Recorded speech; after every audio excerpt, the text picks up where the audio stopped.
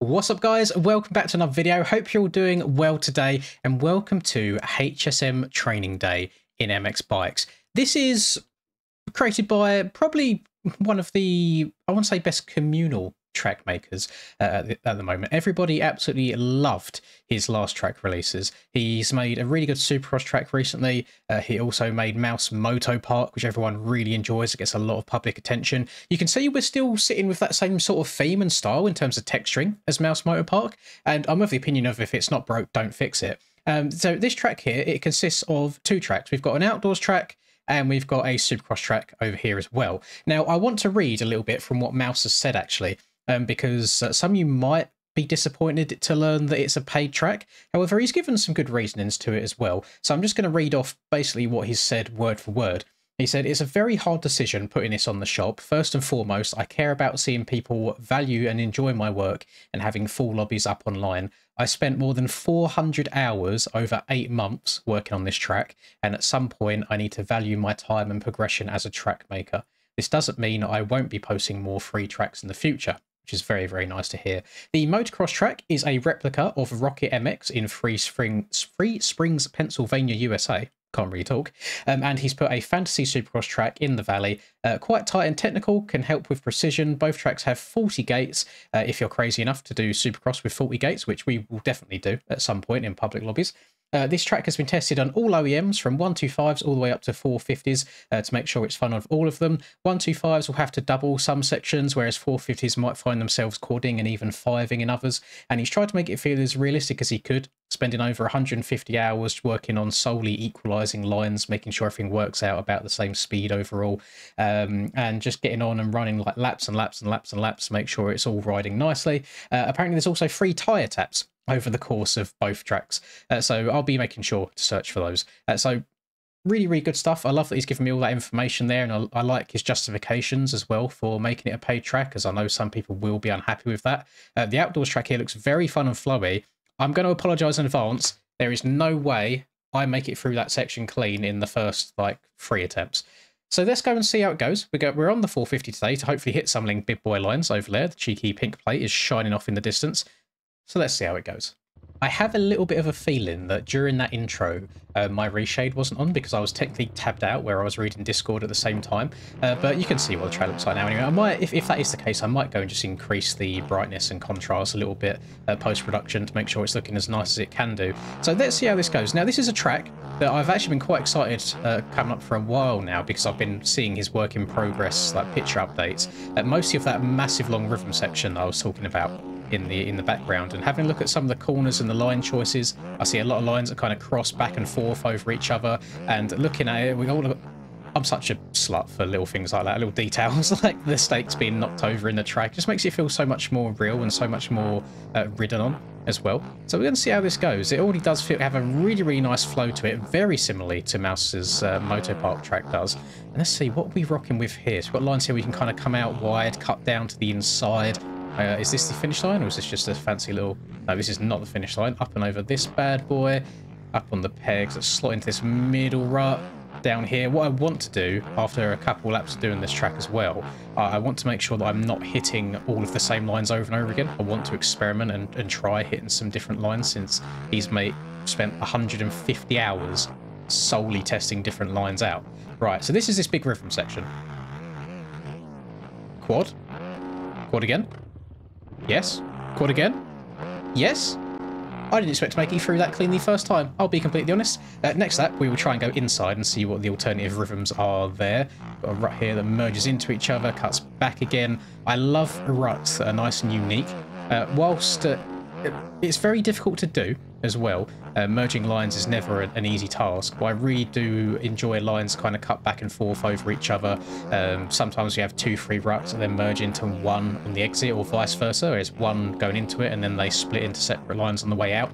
It's something that tends to bore me a little bit on some cut tracks that I see, is when, let's say you've got 3 or 4 ruts in the same corner, they're all identical to each other in size, in shape, like they're all perfect to 180-degree ruts with no hooks in them or bumps at all, and that's not particularly realistic in my opinion. So I love to see what he's done here.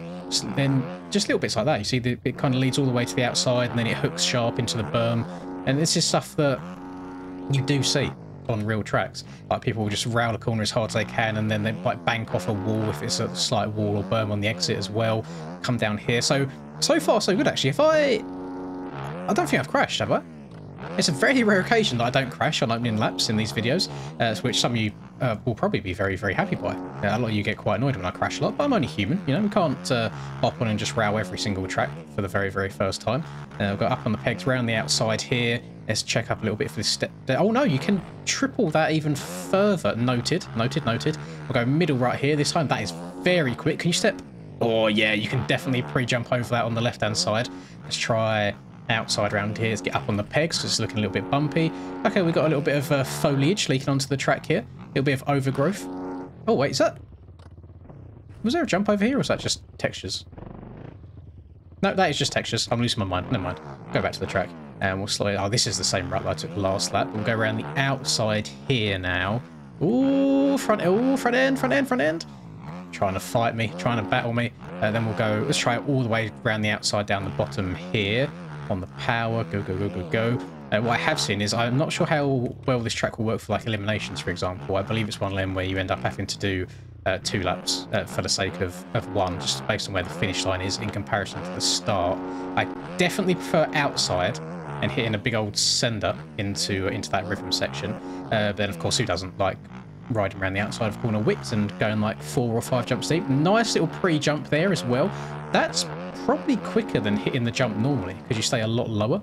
Let's go up on the pegs, around the outside again. Let's step down this hill. Just going to try and go around the outside. I just want to switch up my lines as much as I can. Scrub this bad boy back up the hill. I'm loving the elevation that this has. I really, really do enjoy tracks that use elevation well. And it's not just a case of, oh, it's boring, up, down, and that's it. It's like you're going up the hill and then down the hill, but then you're kind of turning halfway up it. Got bits like this where track goes alongside the hill at the same time. Got a little bit of a valley in the middle. This was a triple up to the top, wasn't it? Big send up to the top. Oh, I still came up a little bit short there. Next lap, I will make sure I do not check up at all, and I just go full send. So this is our finish line here.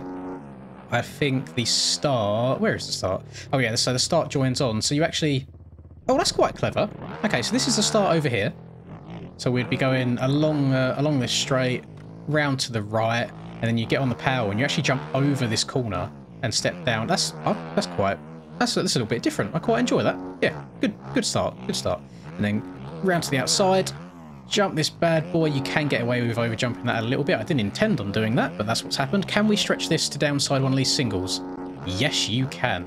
Oh, I think there's going to be all sorts of like sneaky fast lines around here. And to be fair, if it gets anywhere near as like even half of the love that his Mouse Motor Park track did, there's going to be some very, very fast people around here. When I go in public lobbies nowadays and there's a track on Motor Park, I struggle to keep up because people love it so much they bang it out over and over and over and over again to the point where I feel like it's of a similar sort of level of fame as like Fat Muppets, Walnut and Farm 14 in terms of tracks that people go and download after getting bored of all the stock tracks. So yeah, really good job, well done. I don't know why I've sent that, but landed it okay. Where you're going downhill, it's kind of hard to majorly overjump it because I suppose the whole hill ends up being a little bit of a landing. Love to see the Linz banners dotted around. So we hit the big quad. I reckon if you hit that corner fast enough, you could probably step onto that table. It'll take quite a few attempts just to get used to the flow of the corner and how it all works, but I definitely think it's doable. So then we come up on the pegs here. Was there a pre-jump on the left side? Oh no, it was on the right, sorry. And then you step down the hill. These just end up being like whoops. I'm just running my normal outdoor suspension right now, and the bike absorbs it really, really well. So I don't think people will find too much issue there. And in terms of the roughness, I think it's done quite a good job. You can tell the roughness is there. It does make you check up in certain lines, which is probably half of the balancing act of making insides and outsides quite similar to each other. But then at the same time, it's not overwhelming to the point where your front or back end is kicking all over the place and it's impossible to turn. It's a very, very nice amount. The bike handles it really well. Let's try and clear this triple up the hill now. Up we go. Tap the brake. Downside that. Slot to the inside. Lovely. That's very, very nice and flowy. It looks really good as well. Looks really, really pretty. So there you go. There's some laps on the outdoors track. I still don't think I've crashed yet. So I'm on lap... I'm on lap 4 now and I haven't crashed. I haven't had a lap count. which might just, I can't remember if I've gone off the track. I know on that last lap that I just literally done, I went and investigated the start straight, didn't I? Hit that differently, so that'll be different. But both of these tracks do have timing gates, by the way, it's worth me mentioning, so you can ride on both of these. So we're on the Supercross track now, and I just want to make sure that I end up going the right direction, which by the looks of one of the jumps over there is this way. Yes, I believe it's this way. It's got a little sand section here on the power. Step over that bad boy. I love learning new Supercross tracks. Big floaty triple. Holy, that sent you high. Then we'll go skirt. Okay, this is tight and twisty. He did say that it's a very technical Supercross track. This could be interesting to have 40 people trying to get around here, but that's part of the fun, isn't it? Part of the carnage. I don't know if it's like a 40 wide start or if it's like 2 rows of 20. So you have a double lineup, which always makes starts quite funny. Whoops look very intimidating. Oh, there you go. Bike got through, no problem. Looks intimidating, but not too shabby at all.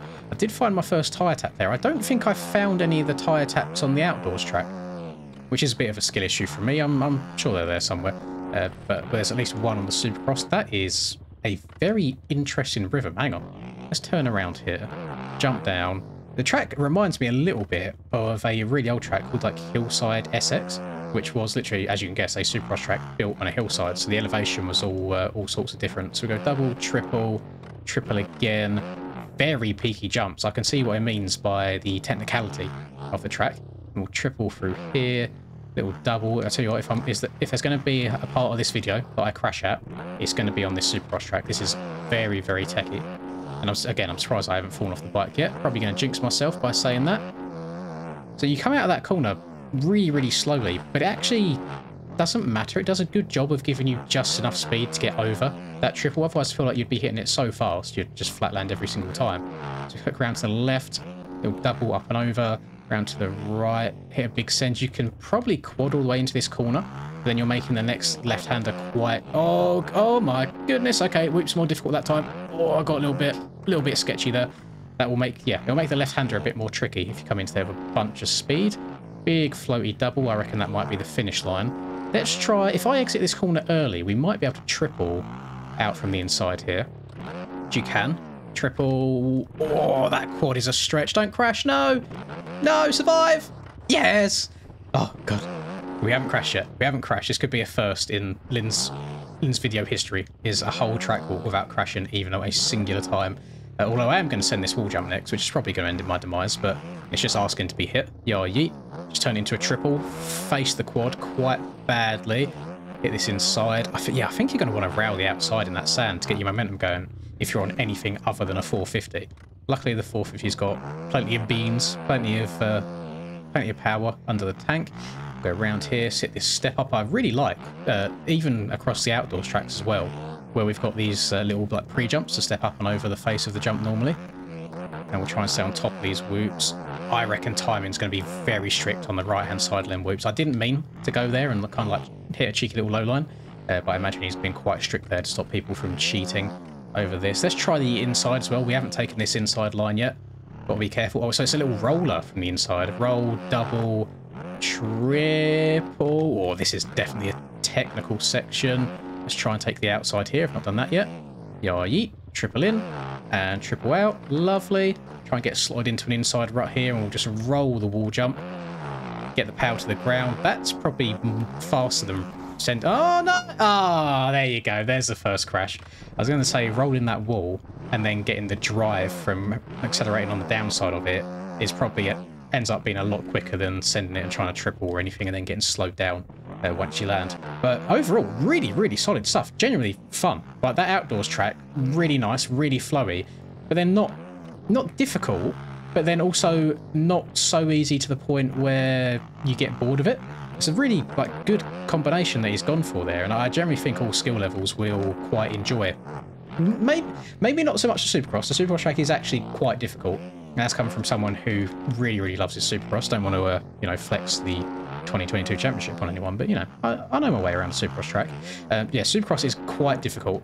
I would say stick to the outdoors if you're slightly newer. But yeah, that outdoors track, really, really, really good fun. 110% would recommend. So thank you very much, Mouse. I did forget to say, because people are going to ask when it's out now, and I completely forgot to mention this in the start of the video, it is due for shop release on the 24th or 25th. Now, it might already be out when you see this. It might be out a day or two after you see this. I'm currently pre-recording. It's the 18th when I'm recording this. So yeah, you have to wait maybe a day, maybe two max. It's just Mouse is waiting on an exact date and confirmation from Mr. Nico. It's just Nico's on vacation at the moment, so he's just waiting for now. But yeah, hopefully survive. If anybody else asks that in the comments, then feel free to let them know if you made it this far. And big W if you made it this far in the video. I really do appreciate that. Feel free to like the video if you did enjoy it, and subscribe to the channel if you're new. And I hope you have a lovely rest of the day, wherever you're up to. And I will catch you all in the next video. Peace. Lynn's in the zone, never backing down. Riding MX bikes, he's the talk of the town. 2022 champ with a YouTube crown. His game is tight, no signs of slowing down. Late nights, bright lights, he's chasing that fame in the digital arena. Writing his name, she's a 10 out of 10. Supporting his lane, hairline might receive, but his passion's the same.